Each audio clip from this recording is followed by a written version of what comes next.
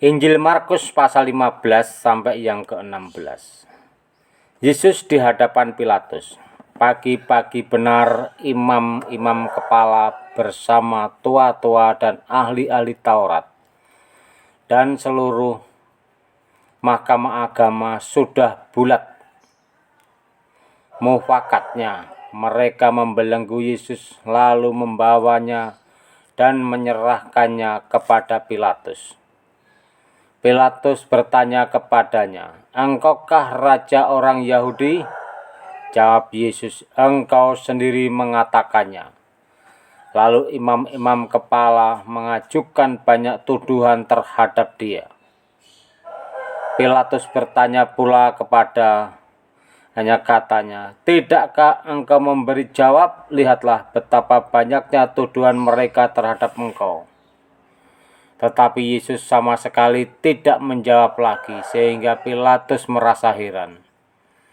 Telah menjadi kebiasaan untuk membebaskan satu orang hukuman pada tiap-tiap hari raya itu menurut permintaan orang banyak. Dan pada waktu itu adalah seorang yang bernama Barabas sedang dipenjarakan bersama beberapa orang pemberontak lainnya. Mereka telah melakukan pembunuhan dalam pemberontakan. Maka datanglah orang banyak dan meminta supaya sekarang kebiasaan itu diikuti juga. Pilatus menjawab mereka dan bertanya, "Apakah kamu menghendaki supaya kubebaskan raja orang Yahudi ini?" Ia memang mengetahui bahwa imam-imam kepala telah menyerahkan Yesus karena dengki. Tetapi imam-imam kepala menghasut orang banyak untuk meminta supaya Barabaslah yang dibebaskannya bagi mereka. Pilatus sekali lagi menjawab dan bertanya kepada mereka, "Jika begitu, apakah yang harus kuperbuat dengan orang yang kamu sebut raja orang Yahudi ini?" Maka mereka berteriak lagi katanya, "Salibkanlah dia." Lalu Pilatus berkata kepada mereka, "Tetapi kejahatan apakah yang telah dilakukannya?" Namun mereka makin keras berteriak, "Salibkanlah dia." Dan oleh karena Pilatus ingin memuaskan hati orang banyak itu, ia membebaskan Barabas bagi mereka. Tetapi Yesus disesahnya, lalu diserahkannya untuk disalibkan. Yesus diolok-olokkan. Kemudian serdadu-serdadu membawa Yesus ke dalam istana, yaitu gedung pengadilan, dan memanggil seluruh pasukan berkumpul.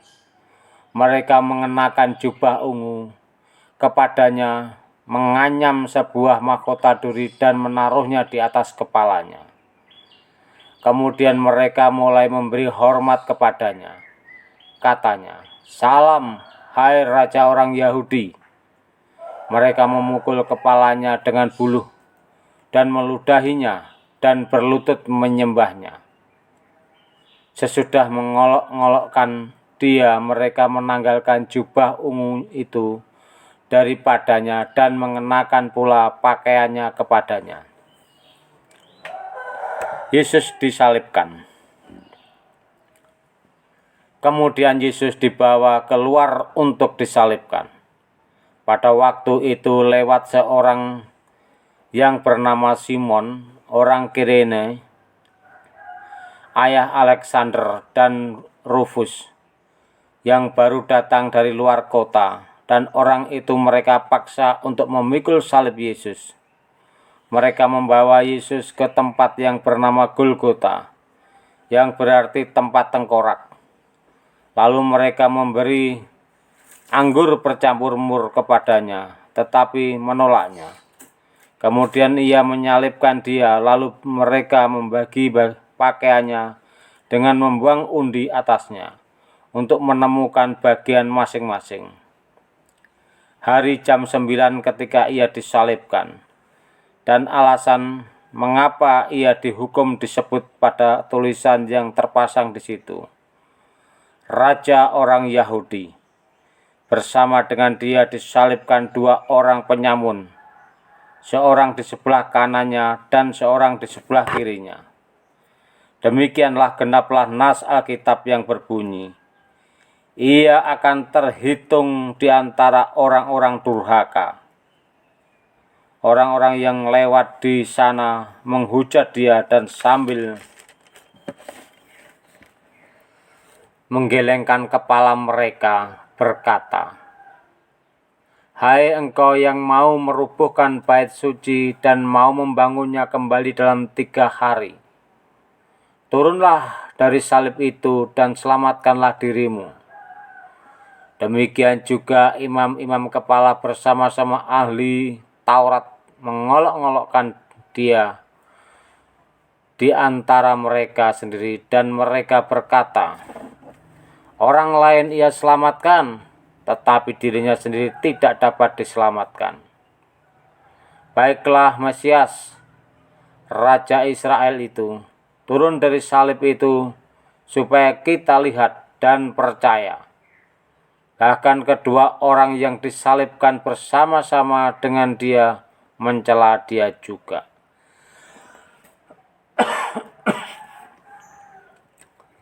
Yesus mati. Pada jam 12 kegelapan meliputi seluruh daerah itu dan berlangsung sampai jam 3. Dan pada jam 3 berserulah Yesus dengan suara nyaring, Eloi, Eloi, lama sabachthani, yang berarti Allahku, Allahku, mengapa engkau meninggalkan aku? Mendengar itu, beberapa orang yang berdiri di situ berkata, lihat, ia memanggil Elia. Maka datanglah seorang dengan bunga karang, mencelupkannya ke dalam anggur asam, lalu mencucukkannya pada sebatang buluh, dan memberi Yesus minum, serta berkata, baiklah kita tunggu dan melihat apakah Elia datang untuk menurunkan dia. Lalu berserulah Yesus dengan suara nyaring dan menyerahkan nyawanya. Ketika itu tabir bait suci terbelah 2 dari atas sampai ke bawah. Waktu kepala pasukan yang berdiri berhadapan dengan dia melihat matinya demikian, berkatalah ia, sungguh orang ini adalah anak Allah. Ada juga beberapa perempuan yang melihat dari jauh, di antaranya Maria Magdalena, Maria ibu Yakobus muda dan Yoses, serta Salome. Mereka semuanya telah mengikut Yesus dan melayaninya waktu ia di Galilea. Dan ada juga di situ banyak perempuan lain yang telah datang ke Yerusalem bersama-sama dengan Yesus.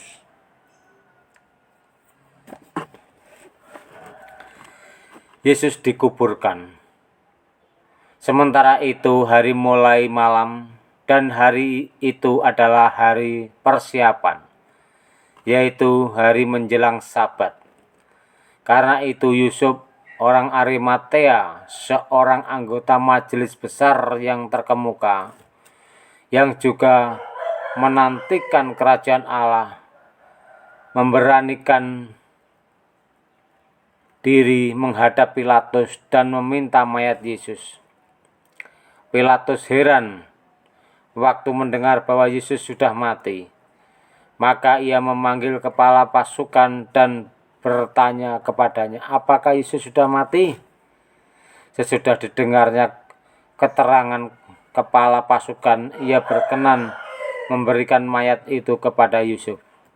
Yusuf pun membeli kain lenan, kemudian ia menurunkan mayat Yesus dari salib dan mengapaninya dengan kain lenan itu. Lalu ia membaringkan dia di dalam kubur yang digali di dalam bukit batu. Kemudian digulingkannya sebuah batu ke pintu kubur itu. Maria Magdalena dan Maria ibu Yoses melihat di mana Yesus dibaringkan. Kebangkitan Yesus. Markus pasal 16. Setelah lewat hari Sabat, Maria Magdalena dan Maria ibu Yakobus serta Salome membeli rempah-rempah untuk pergi ke kubur dan meminyaki Yesus. Dan pagi-pagi benar pada hari pertama minggu itu, setelah matahari terbit, pergilah mereka ke kubur. Mereka berkata seorang kepada yang lain, "Siapa yang akan menggulingkan batu itu bagi kita dari pintu kubur?" Tetapi ketika mereka melihat dari dekat, tampaklah batu yang memang sangat besar itu sudah terguling. Lalu mereka masuk ke dalam kubur dan mereka melihat seorang muda yang memakai jubah putih duduk di sebelah kanan. Mereka pun sangat terkejut. Tetapi orang muda itu berkata kepada mereka, "Jangan takut. Kamu mencari Yesus orang Nazaret yang disalibkan itu? Ia telah bangkit. Ia tidak ada di sini. Lihat, inilah tempat mereka membaringkan dia. Tetapi sekarang pergilah, katakanlah kepada murid-muridnya dan kepada Petrus, ia mendahului kamu ke Galilea. Di sana kamu akan melihat dia seperti yang sudah dikatakannya kepada kamu." Lalu mereka keluar dan lari meninggalkan kubur itu, sebab gentar dan dahsyat menimpa mereka. Mereka tidak mengatakan apa-apa kepada siapapun juga, karena takut. Dengan singkat mereka sampaikan semua pesan itu kepada Petrus dan teman-temannya. Sesudah itu Yesus sendiri dengan perantaraan murid-muridnya memberitakan dari timur ke barat berita yang kudus dan tak terbinasakan tentang keselamatan yang kekal itu. Yesus beberapa kali menampakkan diri dan mengutus murid-muridnya. Yesus terangkat ke surga. Setelah Yesus bangkit pagi-pagi pada hari pertama minggu itu, ia mula-mula menampakkan dirinya kepada Maria Magdalena. Daripadanya Yesus pernah mengusir 7 setan. Lalu perempuan itu pergi memberitahukannya kepada mereka yang selalu mengiringi Yesus dan yang pada waktu itu sedang berkabung dan menangis. Tetapi ketika mereka mendengar bahwa Yesus hidup dan telah dilihat olehnya, mereka tidak percaya. Sesudah itu ia menampakkan diri dalam rupa yang lain kepada 2 orang dari mereka, ketika keduanya dalam perjalanan keluar kota. Lalu kembalilah mereka dan memberitahukannya kepada teman-teman yang lain. Tetapi kepada mereka pun teman-teman itu tidak percaya. Akhirnya ia menampakkan diri kepada ke-11 orang itu ketika mereka sedang makan. Dan ia mencela ketidakpercayaan dan kedegilan hati mereka, oleh karena mereka tidak percaya kepada orang-orang yang telah melihat dia sesudah kebangkitannya. Lalu ia berkata kepada mereka, "Pergilah ke seluruh dunia, beritakanlah Injil kepada segala makhluk. Siapa yang percaya dan dibaptis akan diselamatkan, tetapi siapa yang tidak percaya akan dihukum. Tanda-tanda ini akan menyertai orang-orang yang percaya. Mereka akan mengusir setan-setan demi namaku. Mereka akan berbicara dalam bahasa-bahasa yang baru bagi mereka.